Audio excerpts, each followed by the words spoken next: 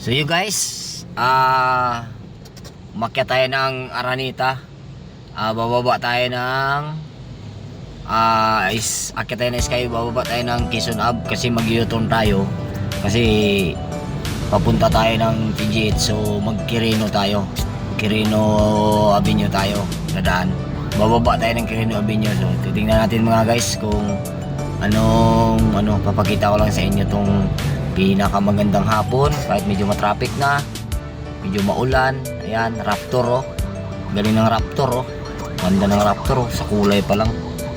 Ayan guys, so mag-U-turn lang tayo, mag-U-turn Quezon Ave. Ayan, Quezon Ave tayo mga ka-brother dyan. Ayan, Quezon Ave tayo para alam niyo sino mga driver, mayroong mga driver makapanood nito hindi pa alam. Pag akyat niyo nandito ng galing ka na San Juan, Santa Misa, pagbaba niyo Santa Misa, Aranita, akyat kayo uli, gusto niyo akyat, mag-U-turn kayo papuntang Calamba. Dito tayo sa Quezon Avenue.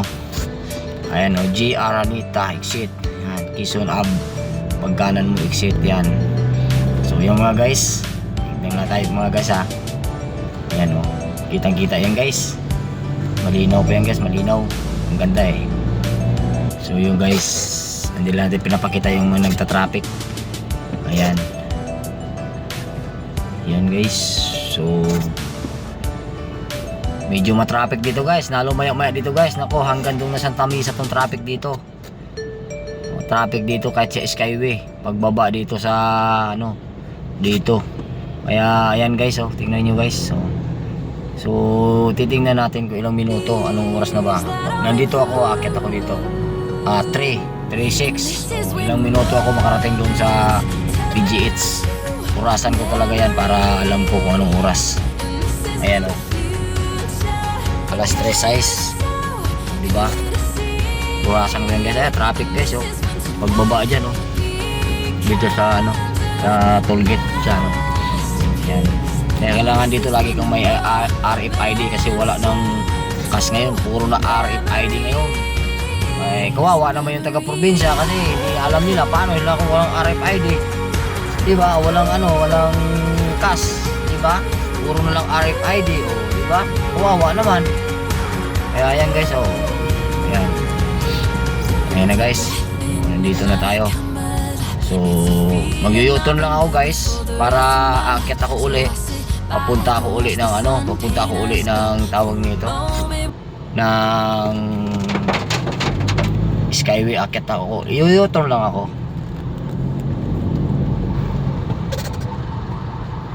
Ayan yung masama dyan ang tagal, siguro walang RFID yung animal pa talaga, walang RFID yan. Kaya ayan, wala puro na kasi dito wala nang load magagawa tayo dyan, diba? Kaya kahit magmamadali ka, wala, lossless. Kasi may mga dumadaan pa rin dito. Siyempre paano yung taga-probinsya, bira lang dito, wala lang magkukuha sila ng RFID, diba? Isang beses ka lang dumaan. Ayun ang hindi maintindihan sa dito, sa mga dito. Dapat intindihin din nila, dapat meron pa rin yun kasi wala Yan, kagaya niyan wala siguro RFID yan, kaya nagbabayad. Ayan di ba? Wala RFID yun. So you guys, tingnan natin guys. Basta yan ang urasan ko lang kung ilang minuto ako makarating doon sa madali lang naman, wala pa naman traffic baka ilang minutes lang yan. Ang problema doon lang pagbaba sa sa Quirino pagbaba doon. Yan, paikot pa lang ako yan, mag-U-turn lang ako dito guys sa baba. Ayan guys, Quezon Avenue na yan, Quezon Ave. Pag kumanan ka dyan, papuntang Quezon Avenue na yan, doon sa circle, pumunta na yan. Ito, kakaliwa tayo dito, mag-U-turn lang tayo. Ayan, mag-U-turn lang tayo dito guys. Siyempre, ayan, Quezon Ave na yan guys. Pag dinidiretso mo yan, puntang Caloocan, Del Monte, diba? Yan, U-turn lang tayo. Yun, akyat na ako. Ayan, medyo matraffic, diba? Medyo matraffic. Sana walang traffic dun sa Quezon Ave. Yun ang sinasabi ko. Pagdating doon, paakyat na ako eh. Medyo, ayan, tingnan lang natin kung ilang minuto ako talaga dito. So yung mga kabrad, itong video natin, halo-haloan natin ng mga kwento-kwento na walang kwenta, di ba? Siyempre, anuhin na naman natin yung mga politiko ngayon. So ito mga kabrad, lalo na sa mga tumatakbo ngayong mga senador, number one, nasa inyo na yung mga pagdesisyon sa mga sarili ninyo. Huwag kayo basta-basta bumuboto kung hindi kayo sigurado, di ba? Kasi wala rin pag bumoto, ibuboto ninyo, tapos pag hindi maganda yung ganito ganyan, sisihin pa ninyo yung mga senador. Yung sisihin nyo sarili nyo kasi kayo yung bumuto Bakit? Lumuluhod ba yung mga senador sa inyo, o mga congressman, o mga gobernador, o sino pa ba, mga mayor, konsyal, lumuluhod ba sa inyo yan? Nga manghingi ng boto? Hindi naman, di ba? Kaya dapat pag-isip tayo ng mabuti. Pag binoto mo na yan, huwag ka nang magsisisi kung anong gagawin yan pagdating ng panahon. Sisi kayo, sisi ng sisi, wala namang mayayari sa pagsisisi, di ba? Walang mayayari sa pagsisisi, di ba? Kaya nga nasa inyo yung mga kamay, sa inyo na yung kung gusto nyo, kung iboboto nyo o hindi. Di ba mga kabrad? So yan ang mga dapat mga kabrad. Dapat ang anuhin natin. Kagaya nung may isang vlogger di ba? May isang vlogger. Ayan guys, hindi dapat kasi ihanda na kaagad yung para kaya niyan, hinahanda ko. Di ba? Dapat ihanda nyo kaagad yung mga niyo pag dumaan kayo dito. Ihanda nyo kagad yung mga card ninyo para pag hindi bigay kagad, hindi umangat. Hindi yung wala kayong pakialam. Iwan ko ba ito sa mga to? Marami pa rin tanga dumadaan dito. Lalo pag nagmamadali ka. Ayan guys, napakaganda guys, no? Napakagandang lugar, napakagandang hapon. Ayan guys. So yun yung mga sinasabi ko guys, yung tandaan niyo kasi may mga vlogger kasi ngayon. May mga vlogger na akala mo kung sino makapag-asta-asta sa mga pinaglalaban nila. Hindi na kayo pwede as in na ganun Kung nagkasala ka sa batas, managot ka. Hindi yung alam nating mali, kakampihan pa natin. Alam nating may pagkukulang, doon pa rin tayo. Hindi naman tayo ganun, no? Sabi nga sa Biblia huwag kang makisama sa mga taong hindi mabuti. At yung mga kapakanan interes lang nila sa buhay nila, hindi na kapakanan ng taong bayan. Dapat ganun ang tandaan ninyo mga kabrad. Hindi yung ayan guys, ayan sinasabi ko sa inyo ayan guys, tandaan natin kung ilang minuto to, ilang oras to. Napakaganda talagang lugar pag ganitong oras guys. Napakaganda di ba? So ayan guys. So yun guys, SM Santa Mesa pala yun guys Baka hindi nyo alam yan, SM Santa Mesa yan. Napakagandang lugar Napakaganda, maraming building. Yan guys, ayan, SM yan, parking ng SM yan.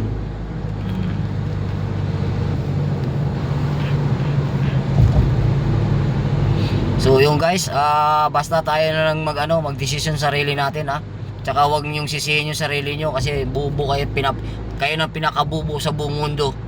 Kapag buboto kayo tapos sisi kayo ng sisi, kagaya ng iba ngayon, buboto kung sino sinisisi.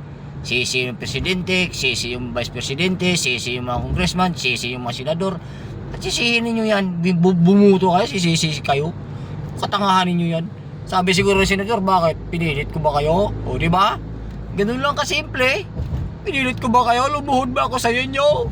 Para kayo, magbubuto sa akin?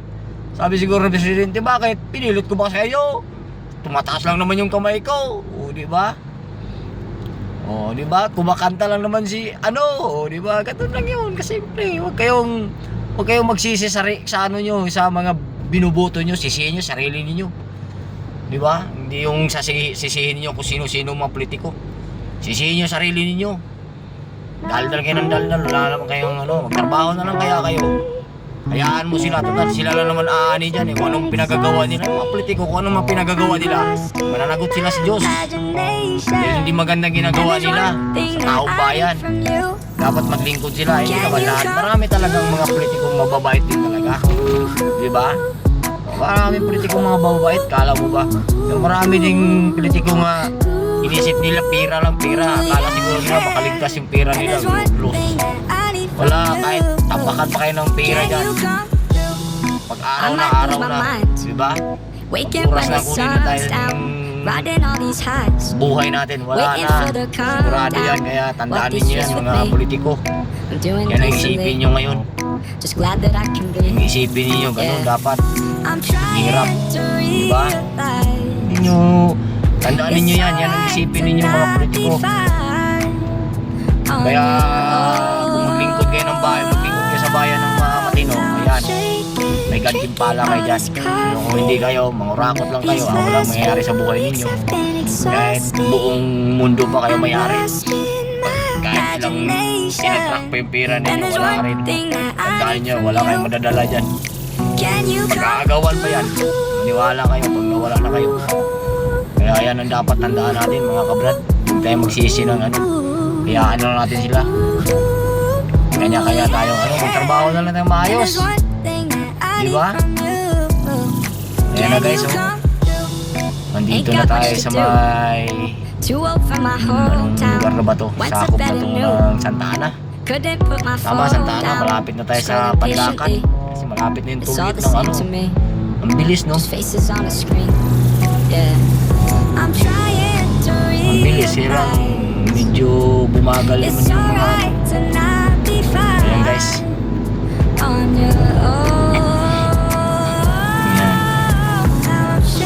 Tingnan natin guys, kasi guys ganito, ngayon lang kasi ako dumaan dito na i-exit ako ng i-exit ako ng tawag nitong lugar to, i-exit ako sa sa Quirino. Karamihan kasi i-exit ako doon ako umi-exit sa sa Mundia, Calamba, saan lahat. Dami kong na-exitan dito pero ngayon lang ako i-exit ng Quirino kaya inuurasan ko lang pag galing ka ng San Juan. Ayan. Tingnan natin.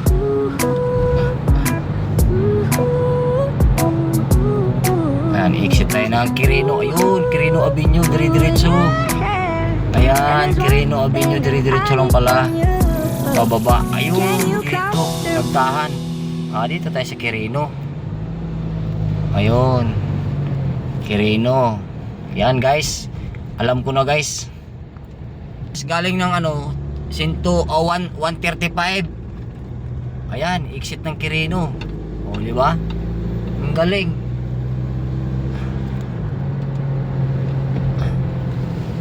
Ayun, Quirino. Puta.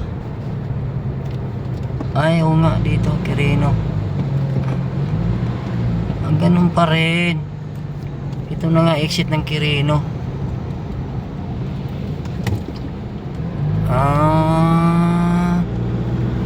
Dito rin pala exit nito. Alam ko na guys. Ayun guys. Ayan, dito na. Dito na sa Quirino. Ayun na. Hindi ko kasi alam kung ano to eh.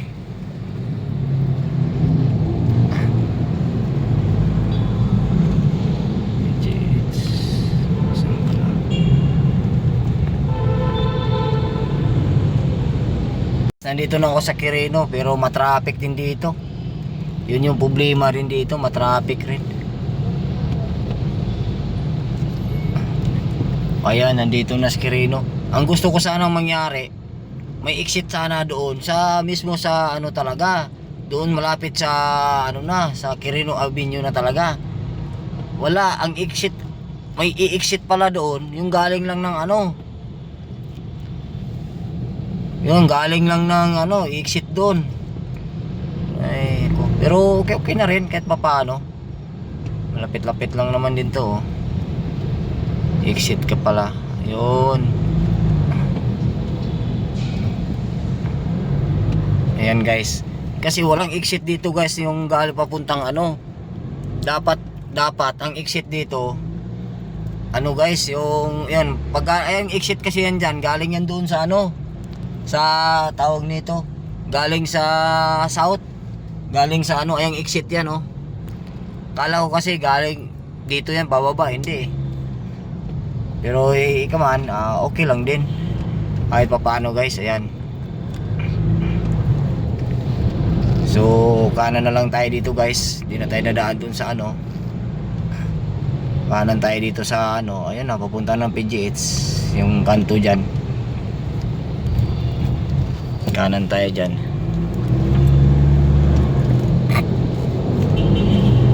So yung guys, yun lang guys, papakita ko lang sa inyo ang mga pinakamagandang ano, pinakamagandang lugar. So dito tayo kakanan, hindi na tayo dadaan dun sa stoplight doon. Tapos unang kanto, kaano tayo para dire-diretso na tayo doon sa top. Kasi yan, unang kanto dyan, kaliwa tayo. O yun na guys, unang kanto kaliwa tayo. Ayan. So dire-diretso na tayo to guys, doon sa ano, Top Avenue. Ayan, dire-diretso na tayo sa Top Avenue. Top Avenue guys, yan. Basta wag na tayong kumaliwa guys, dire-diretso lang tayo guys. Ayan na, pinapakita ko lang sa inyo guys ha. So nandito na, malapit na yung PGH dito guys. So dito na guys. Thank you. Share, like at mag-subscribe na rin dyan mga kabig, mga kabrother. Ayan guys. O diba, diretso na tayo dito sa Nakpil Street ba to? Itong street to, Nakpil, wala naman. Pero parang Nakpil eh. Nakpil Street. So, ang tagos dito guys, Top Avenue na. Malapit na si PGH. So, yung guys, thank you. Hanggang dito lang.